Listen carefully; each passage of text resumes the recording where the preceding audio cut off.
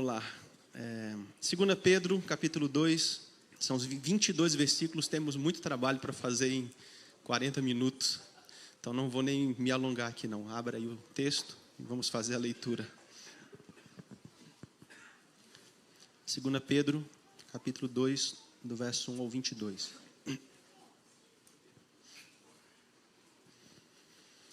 O apóstolo Pedro diz assim: assim como no meio do povo surgiram falsos profetas, assim também haverá entre vós falsos mestres, os quais introduzirão dissimuladamente heresias destruidoras, até ao ponto de renegarem o soberano Senhor que os resgatou, trazendo sobre si mesmos repentina destruição. E muitos seguirão as suas práticas libertinas, e por causa deles será infamado o caminho da verdade. Também, movidos por avareza, farão comércio de vós, com palavras fictícias. Para eles o juízo lavrado a longo tempo não tarda, e a sua destruição não dorme. Ora, se Deus não poupou anjos quando pecaram, antes precipitando-os no inferno, os entregou a abismo de trevas, reservando-os para juízo, e não poupou o mundo antigo, mas preservou a Noé, pregador da justiça, e mais 7 pessoas quando fez vir o dilúvio sobre o mundo de ímpios, e reduzindo a cinzas as cidades de Sodoma e Gomorra, ordenou-as à ruína completa, tendo-as posto como exemplo a quantos venham a viver impiamente, e livrou o justo Ló, afligido pelo procedimento libertino daqueles insubordinados, porque este justo, pelo que via e ouvia quando habitava entre eles, atormentava a sua alma justa, cada dia, por causa das obras inimigas daqueles. É porque o Senhor sabe livrar da provação os piedosos e reservar sob castigo os injustos para o dia do juízo, especialmente aqueles que, seguindo a carne, andam em imundas paixões e menosprezam qualquer governo. Atrevidos, arrogantes, não temem difamar autoridades superiores, ao passo que anjos, embora maiores em força e poder, não proferem contra elas juízo infamante na presença do Senhor. Esses, todavia, como brutos e irracionais, naturalmente feitos para presa e destruição, falando mal daquilo em que são ignorantes, na sua destruição também hão de ser destruídos, recebendo injustiça por salário da injustiça que praticam, considerando como prazer a sua luxúria carnal em pleno dia, quais nódoas e deformidades, eles se regalam nas suas próprias mistificações, enquanto banqueteiam junto convosco, tendo os olhos cheios de adultério, insaciáveis no pecado, engodando almas inconstantes, tendo o coração exercitado na avareza, filhos malditos, abandonando o reto caminho, se extraviaram, seguindo pelo caminho de Balaão, filho de Beor, que amou o prêmio da injustiça. Recebeu, porém, castigo da sua transgressão, a saber, um mundo animal de carga, falando com voz humana, refreou a insensatez do profeta. Verso 17. Esses tais são como fontes sem água, como névoas impelidas por temporal. Para eles está reservada a negridão das trevas, porquanto, proferindo palavras jactanciosas de vaidade, engodam com paixões carnais por suas libertinagens aqueles que estavam prestes a fugir dos que andam no erro, prometendo-lhes liberdade, quando eles mesmos são escravos da corrupção, pois aquele que é vencido fica escravo do vencedor. Portanto, se depois de terem escapado das contaminações do mundo mediante o conhecimento do Senhor e Salvador Jesus Cristo, se deixam enredar de novo e são vencidos, tornou-se o seu último estado pior que o primeiro. Pois melhor lhes fora nunca tivessem conhecido o caminho da justiça do que, após conhecê-lo, volverem para trás, apartando-se do santo mandamento que lhes fora dado. Como eles aconteceu que, de certo adágio verdadeiro, o cão voltou ao seu próprio vômito e a porca lavada voltou a revolver-se no lamaçal. Meus irmãos, após ouvirmos no domingo passado a exposição feita pelo Enos, o apóstolo Pedro ele estava defendendo a suficiência das Escrituras. Não sei quantos de vocês estavam aqui, mas agora, no capítulo 2 da sua carta, ele faz uma transição para o cuidado que o povo de Deus precisa ter com a falsidade das doutrinas desses mestres enganosos. Sem dúvida alguma, esse assunto aqui que a gente vai tratar, na verdade, a continuação do capítulo 1, não é só um tema urgente e atual para a gente, mas um tema que nasceu lá no Jardim do Éden, quando um certo conselheiro se apresentou ao homem e disse que tinha algo mais atual do que a própria voz de Deus. Tinha algo mais seguro. A palavra de Deus estava incompleta. Então, esse é um assunto que nós precisamos tratar, mas é um assunto que nasce lá no Jardim do Éden. Nós sabemos que os moldes dos falsos profetas e dos falsos mestres são os mesmos. As metodologias, elas não mudam. Elas apenas aparecem com uma capa nova, mas o conteúdo de falsidade é o mesmo. Nós sabemos que basta uma pitada de meia-verdade numa premissa verdadeira para lhe tornar falsa. Eu coloquei aqui atrás para vocês alguns desses versículos para a gente comparar aqui. Só um minutinho.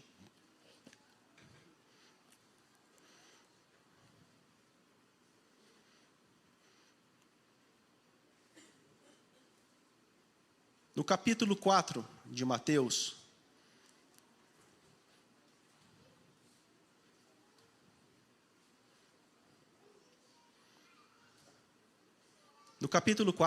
nós vemos essa voz que estava ali no Éden, só que agora tentando Jesus. Ele diz: se és o Filho de Deus, joga daqui de para baixo, pois está escrito, ele dará ordem aos anjos dele a seu respeito, com as mãos eles o segurarão para que vocês não tropecem em alguma verdade. Percebam que há uma pitada de mentira numa premissa que era verdadeira. A questão aqui não é questionar se é o Filho de Deus. Percebam que existem muitas palavras verdadeiras aqui, mas existem palavras colocadas de forma proposital para questionar a autoridade da palavra de Deus. Uma outra frase, vocês já devem ter ouvido falar por aí: venha para Jesus e pare de sofrer. Já ouviram? Uma frase muito conhecida, né? Percebam que existe verdade nela, mas também existe uma mentira. Venha para Jesus, nós precisamos de fato vir a Jesus, mas o resultado não é esse, tá? Outra frase que a gente escuta muito num contexto deturpado da palavra de Deus, está lá em Filipenses 4:6, quando a gente diz: tudo posso naquele que me fortalece. Quem pensa nessa verdade como um cheque em branco, que a gente pode realmente todas as coisas, está com um certo problema. Outra frase que eu já escutei da boca de pregadores: crente tem Cristo, não tem crise. É uma frase interessante, né? É uma frase bonita, uma frase até instigante, mas não tem nada a ver com o que o Evangelho é pregado. Nós sabemos que de lá para cá, esses homens trajados de conselheiros, entre aspas, né, continuam insinuando que há algo mais profundo e rápido do que o árduo estudo das Escrituras, tais como revelações especiais, tais como sonhos, tais como a expressão luz interior. Conselheiros que continuam nos dizendo que por intermédio desses meios nós podemos chegar a conhecer mais do que todos os homens. Conselheiros que dizem que devemos pensar por nós mesmos sem a necessidade da palavra de Deus. Mas sabemos que o suposto conselheiro que está por trás dessas afirmações chama-se Satanás. Da mesma forma que o alvo dos falsos profetas e falsos mestres é a palavra de Deus, este também é o de Satanás, porque ambos procuram tirá-las de nós, ou senão dar-nos uma visão distorcida do seu teor.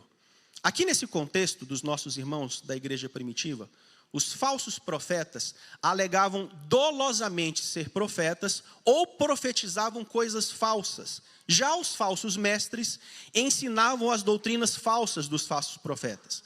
É importante a gente lembrar aqui que a aparição desses personagens na história não deve causar na gente um temor absurdo. Não devemos superestimá-los. Mais uma vez que eles aparecem, nós devemos ficar em constante atenção, procurando vigiar a certeza da palavra de Deus. Por que eu digo isso para vocês? Porque o próprio Jesus diz isso no seu sermão escatológico. Ele diz lá em Mateus 24, do verso 4, verso 5. Porque surgirão muitos em meu nome dizendo, eu sou o Cristo, e enganarão a muitos. Você já deve ter ouvido falar por aí, muitas vezes, que a doutrina é coisa de fundamentalista. Já ouviram essa frase? Doutrina é coisa de fundamentalista. Cristianismo, na verdade, o que importa é relacionamento. Já ouviram essa frase por aí? Não importa credo, não importa confissão. Isso é coisa de fundamentalista. Você já deve também ter ouvido falar por aí que nós não precisamos estudar teologia. Já ouviram? Eu fui uma dessas pessoas lá atrás que dizia e defendia essa frase, né? Não precisa estudar teologia. Só que quando a gente lê 2 Timóteo 3,16, o apóstolo Paulo fala que toda escritura ela é útil para o ensino, repreensão, correção e educação na justiça, é muito fácil refutar essa frase. É muito fácil refutar esse dito. Por quê? Nós precisamos de conserto, nós precisamos de ensino, justamente porque o coração do homem contaminado pelo pecado precisa ser urgentemente reconduzido a Deus. Então isso derruba a ideia de que nós não precisamos estudar teologia. Aliás, somente com o estudo de uma boa teologia é que a gente vai conseguir identificar os falsos profetas e os falsos mestres com as suas falsas doutrinas. No que diz respeito à doutrina, hoje há uma gritante indiferença, para não dizer hostilidade, quando nós falamos desse assunto. Olha o que diz o puritano e autor inglês Thomas Watson a respeito disso. Ele diz, a doutrina bíblica é para a alma como uma âncora para o navio que a mantém firme em meio às ordens do erro. O R.C. Sproul destaca com razão que a maior ameaça ao povo de Deus no Antigo Testamento não foram os exércitos filisteus, não foram os assírios, não foram os amalequitas, mas os falsos profetas dentro. Os falsos profetas dentro de seus portões. É isso que o apóstolo Pedro está dizendo aqui para a gente no início dessa carta. Na primeira carta, quando nós estudamos aqui, no semestre passado, Pedro expõe verdades para que o povo de Deus se mantivesse fiel em meio ao sofrimento. Lembram disso? Agora, na segunda carta, ele expõe algumas verdades sobre os falsos profetas para que o povo se mantivesse instruído e atento à falsidade deles e dos seus ensinamentos no meio deles. Primeira verdade que o apóstolo Pedro quer que nós saibamos para identificarmos esses falsos profetas e esses falsos mestres tem a ver com a teologia e a ética deles. Uma teologia falsa e uma ética capciosa. Se nós observarmos a estrutura bíblica aqui, assim como no Antigo Testamento nós tínhamos falsos profetas, no Novo Testamento nós temos falsos mestres. Como eu disse a você, desde o Éden, o diabo sempre cria um disfarce de verdadeiro. Já perceberam que essa estratégia e é o molde dele? Não muda a estratégia. Ele sempre cria um disfarce do verdadeiro. Ele cria falsos mestres, ele cria falsos crentes, ele cria falso evangelho, ele cria falsa justiça e um dia apresentará ao mundo um falso Cristo. Uma dessas características dessa teologia ruim e dessa ética capciosa desses falsos mestres é que esses falsos mestres eles surgem no meio do povo de Deus. E de lá do meio do povo de Deus, eles promovem falsas doutrinas. Olha o que diz o verso 1.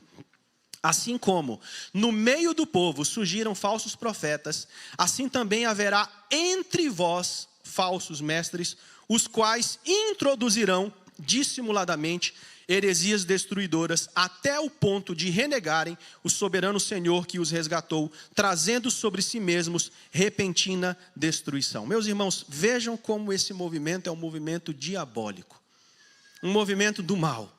Os falsos mestres surgem no meio do povo de Deus.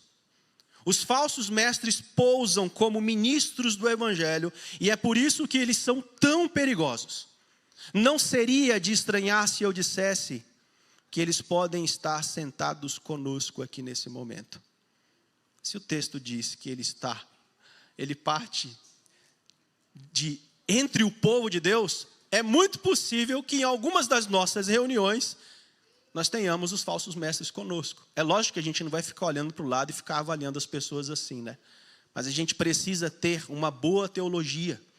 A gente precisa ter um conhecimento profundo da Bíblia para que a gente consiga identificar essas possíveis ameaças que visam deturpar domingo após domingo a palavra de Deus. Muito cuidado com expressões do tipo, eu penso assim. Já ouviu? Mas eu penso assim. Já ouviu alguém falar assim? Diante da autoridade das Escrituras, mas eu aprendi a pensar assim.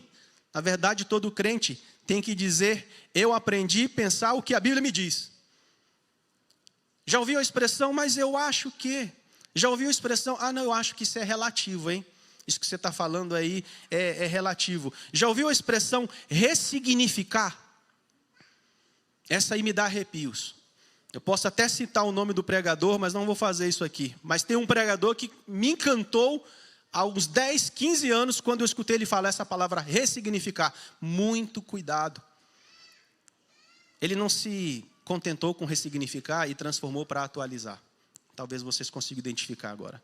Não estou me referindo aqui a questões teológicas, tá, irmãos? Que são passíveis de reflexão. Não é sobre isso, não é sobre não pensar.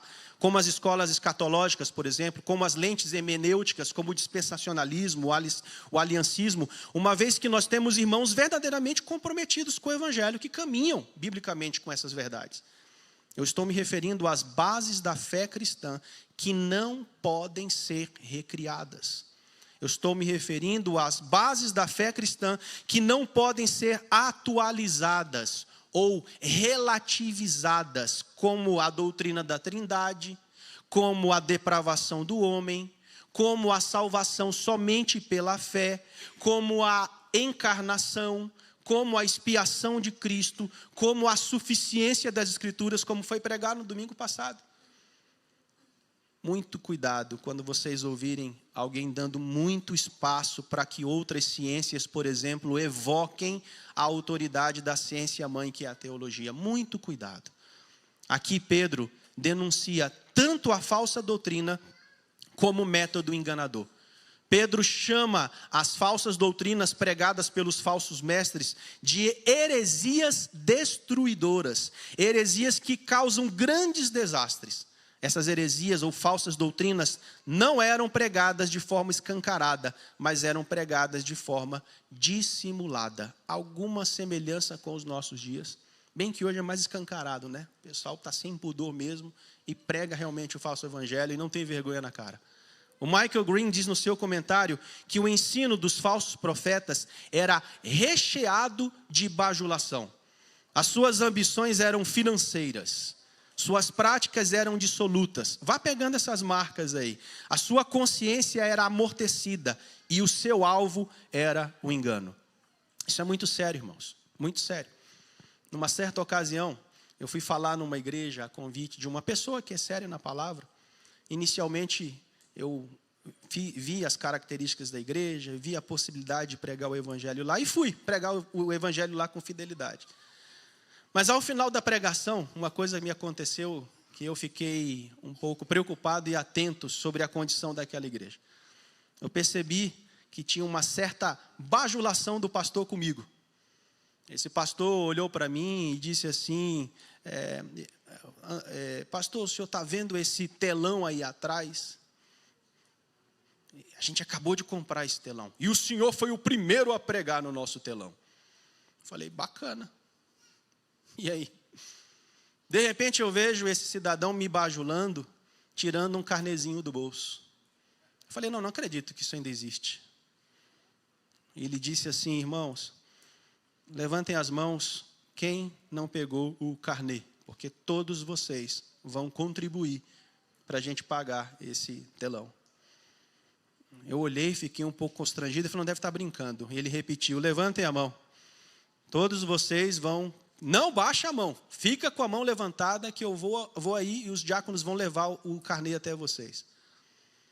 Eu quase que pensei que eu ia ter que contribuir também. Né? Esse aqui está inaugurando, mas não tem nada a ver não, tá, gente? Coincidiu aqui, tá bom? Aqui a igreja se planeja, é transparente, com orçamento. Vocês todos sabem disso, a gente nem precisa dar razão daqui, né? Não tem carnê, mas por incrível que pareça, por incrível que pareça, ainda há lobos como esse que procuram roubar o povo de Deus. Que tristeza, meus irmãos, que tristeza. Eu quase que saí de lá achando que eu ia ter que contribuir também. Segunda característica é que os falsos mestres são promotores de uma falsa conduta. Olha o que diz o verso 2. E muitos seguirão as suas práticas libertinas, e por causa deles será infamado o caminho da verdade. Assim como a teologia é a mãe da ética, a conduta é filha da doutrina. Ou seja, aquilo em que uma pessoa crê, determina o que ela faz. E é justamente por isso, porque os falsos mestres pregavam uma falsa doutrina, que eles viviam uma falsa vida. Há quem diga que o diabo nunca é tão satânico como quando carrega uma Bíblia. A expressão aqui, práticas libertinas, no original, significa uma imoralidade sem pudor. Aplica-se a alguém que perdeu completamente a compostura e nem sequer tenta esconder suas práticas libertinas ou manter as aparências. Esses falsos mestres, por exemplo, tinham um comportamento excessivamente sexual desregrado. William Barclay diz também no seu comentário que a expressão práticas libertinas descreve a atitude da pessoa que perdeu a vergonha e não dá importância alguma à sua própria reputação. Ele não se preocupa com o juízo de Deus, nem com o juízo dos homens. Terceiro, os falsos mestres são movidos pelo amor ao dinheiro. Olha o que diz o verso 3. Também movidos por avareza, farão o que de vós? Comércio com palavras fictícias.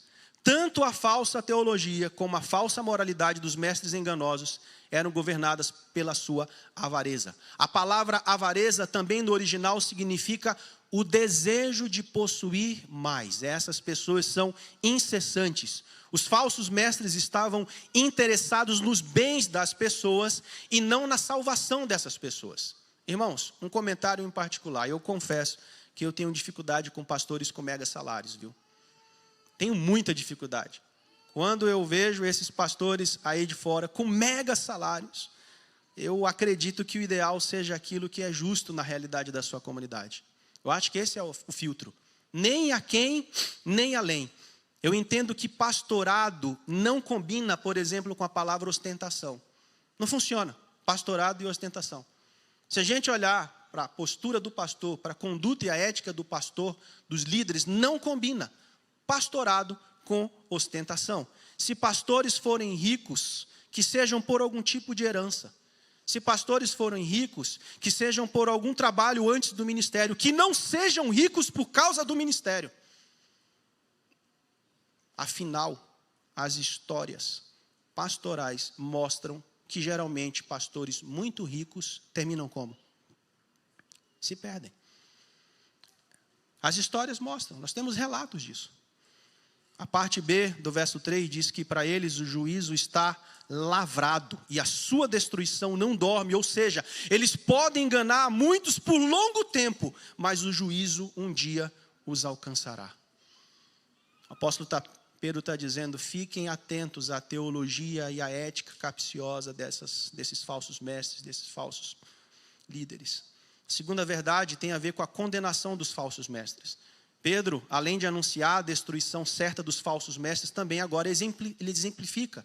Quais argumentos Pedro usa aqui para falar sobre a repentina destruição desses falsos profetas? Em primeiro lugar, ele diz, no verso 4, que Deus julgou os anjos.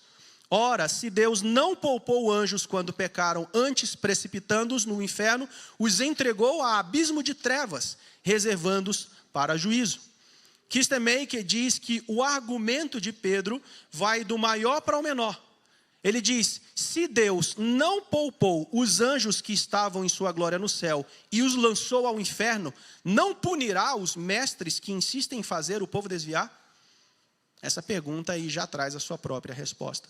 Em segundo lugar, Deus julgou o mundo pré-diluviano, diz o verso 5, e não poupou o mundo antigo, mas preservou a Noé, pregador da justiça, e mais 7 pessoas quando fez vir o dilúvio sobre o mundo de ímpios. Pedro aqui apresenta um segundo exemplo do juízo de Deus. Em terceiro lugar, ele julgou Sodoma e Gomorra, está aí verso 6, e reduzindo às cinzas as cinzas as cidades de Sodoma e Gomorra, ordenou-as à ruína completa, tendo-as posto como exemplo a quantos venham a viver impiamente.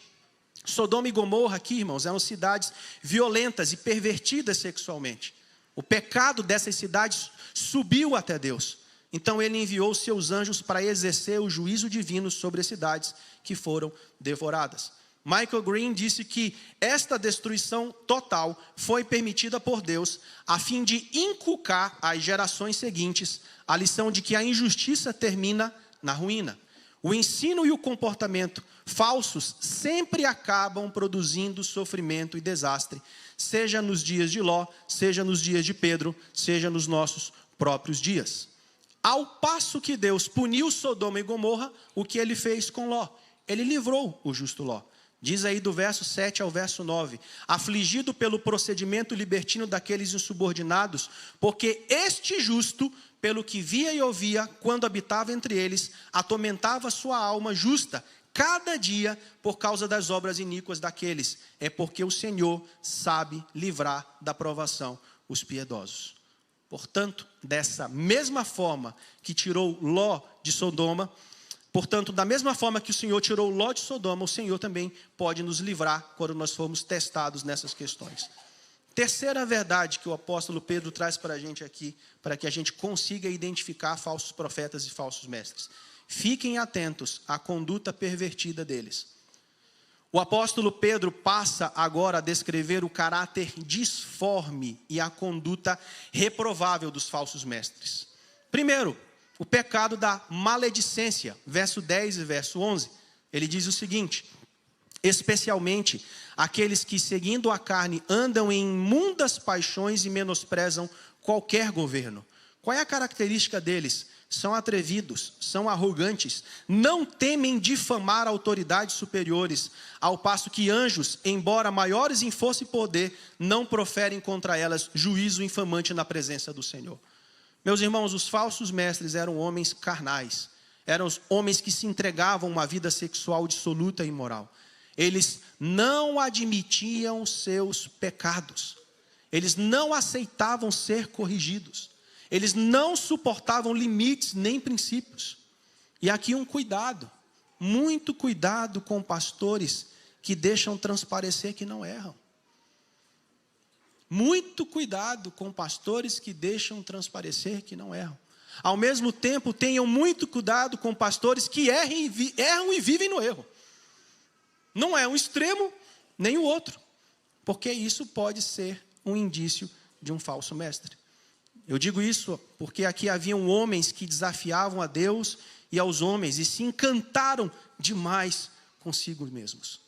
Assim como o rebanho deve ficar atento para identificar possíveis perigos de desvio de conduta dos seus pastores. Aqui vale para nós, pastores e líderes. Nós, pastores e líderes, também devemos ficar atentos para não começarmos a trilhar o caminho daqueles que não são passíveis de correção.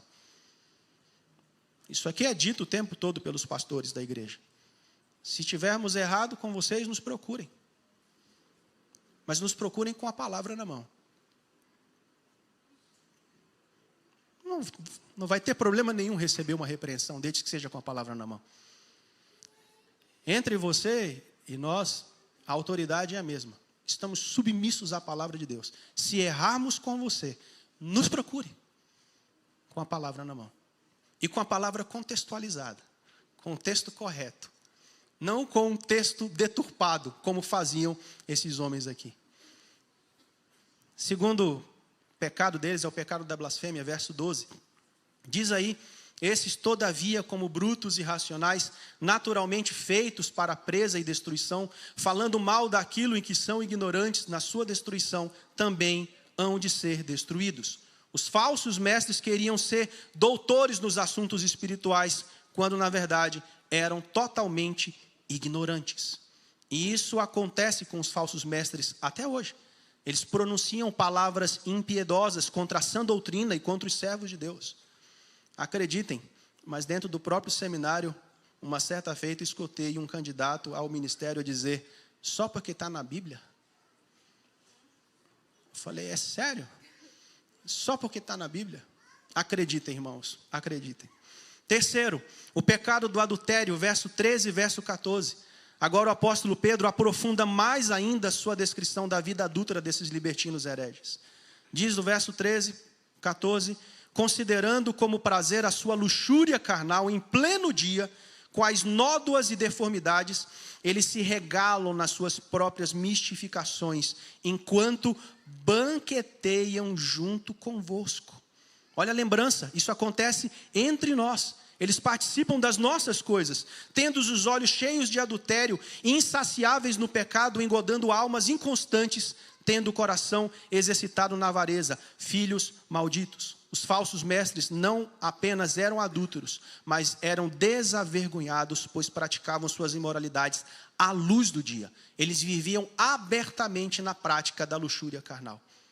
Outro, o pecado da apostasia, verso 15 e verso 16. Abandonando o reto caminho, se extraviaram, seguindo pelo caminho de Balaão, filho de Beor, que amou o prêmio da injustiça, recebeu, porém, castigo da sua transgressão, a saber, um mundo animal de carga, falando com voz humana, refreou a insensatez do profeta. Vejam aqui novamente que esses falsos mestres saíram de dentro da igreja. Um dia esses falsos mestres professaram entre nós, participaram até das nossas classes de doutrina e conseguiram ingressar na membresia da igreja. Porém, irmãos, abandonaram o reto caminho e se extraviaram. Eles apostataram da fé porque venderam a sua consciência. Segundo Pedro, eles tornaram-se discípulos de Balaão, o profeta que por amor ao lucro ensinou os inimigos de Deus a seduzirem Israel por meio de relacionamentos ilícitos. Escute o que eu vou lhe falar sobre esses apóstatas. O apóstata é aquele que um dia fez uma profissão de fé no meio do povo de Deus, mas nunca se converteu. Ele junta-se à igreja por todo tipo de razão, exceto a razão certa. Sabe o que acontece com esse apóstata? Mais cedo ou mais tarde, ele sai da igreja e tenta arrastar atrás de si fiéis consigo. Essa é uma das características desses falsos mestres, desses falsos profetas. Quarta e última verdade, é a total decepção que você vai ter com esses falsos mestres. Por último, o apóstolo Pedro faz uma transição agora da degradação moral dos falsos mestres para as implicações desta depravação. Os falsos mestres, além de depravados, são uma total decepção para aqueles que neles confiam. Em primeiro lugar, os falsos mestres, eles não têm o que prometem. Eles não vão conseguir cumprir o que eles prometeram. Diz o verso 17, esses tais são como fontes sem água, como névoas impelidas por temporal. Para eles está reservada a negridão das trevas. Uma fonte sem água aqui é uma falsa promessa. É uma decepção enorme para quem a procura a fim de saciar-se. A pessoa chega até ela como se fosse uma fonte emocionante e ali descobre que não existe água. Em segundo lugar, os falsos mestres são enganadores que afastam as pessoas de Deus. Além de não cumprir o que prometem, porque não podem fazer, eles afastam as pessoas de Deus. Verso 18 diz, porquanto proferindo palavras jactanciosas de vaidade, os falsos mestres são desprovidos de humildade. Aí uma característica para a gente identificar a falta de humildade. A falta de humildade, o orgulho, caracteriza um falso mestre. Eles se colocam no pedestal e se julgam superiores aos verdadeiros servos de Deus. Vale destacar que os falsos mestres se apresentam como tendo a última revelação de Deus. Eles dizem ter vivenciado uma experiência única e singular que os demais não receberam. Cuidado, cuidado. Além disso, a parte B do verso 18 diz que eles iludem com paixões carnais, por suas libertinagens, aqueles que estavam prestes a fugir dos que andam no erro. Se o engano é o propósito dos falsos mestres, então as paixões carnais e a libertinagem são um método que eles usam para arrastar pessoas inconstantes. O Paul Washer diz que os falsos profetas e falsos mestres são o juízo de Deus sobre a igreja, pois as pessoas que os seguem não são vítimas, elas são atraídas pelas teologias de prosperidade e pela ganância dos seus líderes. Em terceiro lugar e último, os falsos mestres são escravos. Diz o verso 19, prometendo-lhes liberdade, quando eles mesmos são escravos da corrupção, pois aquele que é vencido fica escravo do vencedor. Os falsos mestres são especialistas em pregar o que o povo gosta de ouvir. Já perceberam isso? Eles jamais falam sobre arrependimento, eles jamais falam sobre santidade, eles jamais falam sobre nova vida. Eles pregam uma graça barata, eles anunciam um outro evangelho, eles anunciam um falso evangelho. Eles falam sobre liberdade sem novo nascimento, impossível. Eles falam sobre salvação sem arrependimento, impossível. Eles mesmos, porém, são escravos da corrupção, como diz o texto. Meus irmãos, Pedro conclui essa análise aqui sobre os falsos profetas, falando sobre o juízo inevitável de Deus que virá sobre eles. Ele está dizendo, não vai ficar barato para eles.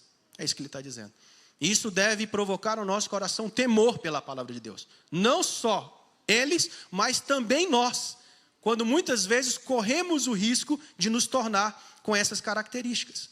Ele diz, verso 20, portanto, se depois de terem escapado das contaminações do mundo mediante o conhecimento do Senhor e Salvador Jesus Cristo, se deixam enredar de novo e são vencidos, tornou-se o seu último estado, que é pior do que o primeiro.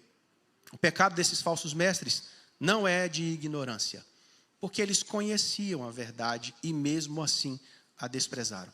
Entendem por que eu digo que nós precisamos ter cuidado também? Porque nós dizemos conhecer a verdade e muitas vezes nós desprezamos a palavra de Deus e a suficiência das Escrituras. Eles conheciam a verdade e mesmo assim a desprezaram. É por isso que os pecados do líder são mais graves, hipócritas e danosos. Mais graves por quê? Porque o líder peca contra um conhecimento maior. Mais hipócrita, porque o líder fala de vida nova e vive envolvido com pecado. E mais danoso, porque quando o líder cai, o que acontece, meus irmãos? Mais pessoas são afetadas. Deus tenha misericórdia de mim. Deus tenha misericórdia do pastor Eduardo. Deus tenha misericórdia do pastor Ivan e dos presbíteros e todos aqueles que ensinam na igreja. Deus tenha misericórdia de nós. Na sequência, ele diz no verso 21, pois melhor lhes fora nunca tivessem conhecido o caminho da justiça, do que após conhecê-lo, volverem para trás, apartando-se do santo mandamento que lhes fora dado. Caminho aqui era o nome primitivo do cristianismo. Esses mestres tinham dado às costas as verdades que um dia eles professaram. O resultado é que no dia do juízo serão mais culpados diante de Deus do que seriam se nunca tivessem ouvido o evangelho. Por último, Pedro anuncia a tragédia desses falsos mestres, comparando-os ao cão que voltou ao seu próprio vômito. Ele diz no verso 22, como eles aconteceu o que diz certo o adágio verdadeiro. O cão voltou ao seu próprio vômito e a porca lavada voltou a revolver-se no lamaçal. A qualidade horrível e irrevogável do inferno acha-se justamente aqui. Deus confirma a escolha deliberada do homem.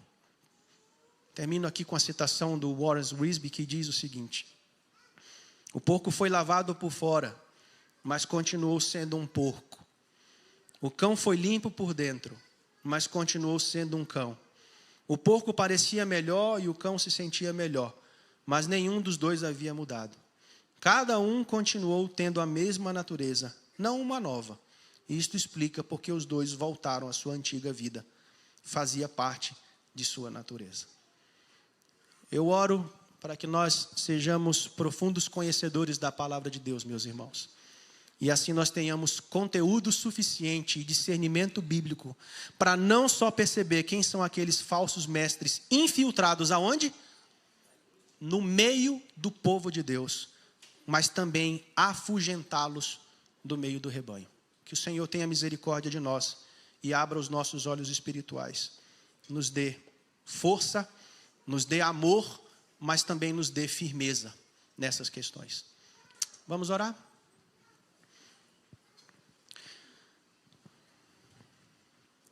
Um texto longo, Senhor, com muitos detalhes, mas um texto muito claro.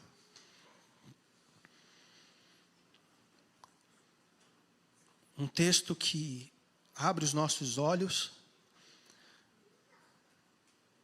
para perceber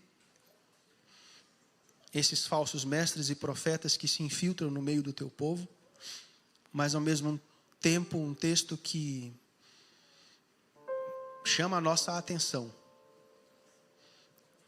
Um texto que volta de alguma forma para nós, para que nós não nos deixemos trilhar os caminhos desses falsos mestres e profetas. Nos livra, Senhor, do adultério, nos livra da ganância, da avareza, nos livra de subestimar a autoridade da Tua palavra. Tem misericórdia de nós, Senhor. Peço que o Senhor, por meio do Teu Espírito Santo, aplique essa palavra ao nosso coração e abra os nossos olhos, para que nós fiquemos firmes, ouvindo só a Tua voz, até o dia da Tua volta, em que ouviremos também a Tua voz. Protege o nosso povo, Senhor. Dá discernimento espiritual para os seus líderes, a começar de nós, para que nós mesmos sejamos exemplos diante dessa comunidade. Quantas vezes, como líderes, como pastores, nós deixamos os nossos corações se enveredar por caminhos que não agradam ao Senhor. Mas junto com esse povo aqui eu me confesso diante do Senhor. Porque a Tua palavra diz que todos pecaram e carecem da glória de Deus. Tem misericórdia de nós, Senhor. E nos livra dos falsos profetas e dos falsos mestres. Nos livra do nosso próprio coração, Senhor. É assim que eu oro em nome de Jesus. Amém.